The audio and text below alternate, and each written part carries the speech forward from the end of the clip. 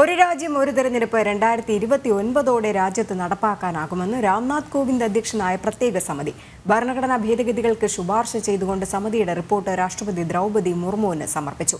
നേരത്തെ കേന്ദ്ര നിയമ കമ്മീഷനും സമാനമായ ശുപാർശ കേന്ദ്ര സർക്കാരിന് നൽകിയിരുന്നു.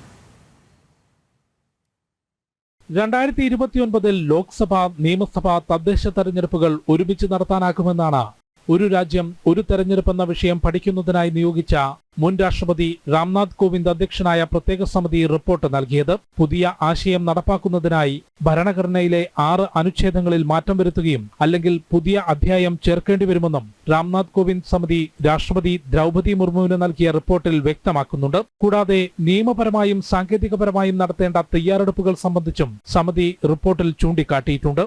വിരമിച്ച ജഡ്ജിമാരടക്കമുള്ള നിയമവിദഗ്ധരും മുൻ തെരഞ്ഞെടുപ്പ് കമ്മീഷണറും ഉൾപ്പെട്ട സമിതിയാണ് ഇന്ന് റിപ്പോർട്ട് നൽകിയത്. ഒരു രാജ്യം ഒരു തെരഞ്ഞെടുപ്പെന്ന ആശയത്തെ പിന്തുണച്ചുകൊണ്ട് നേരത്തെ 22ാമത് കേന്ദ്ര നിയമ കമ്മീഷനും ശുപാർശ നൽകിയിരുന്നു.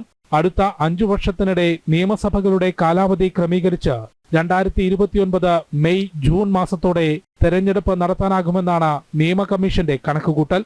ജനം, ഡൽഹി.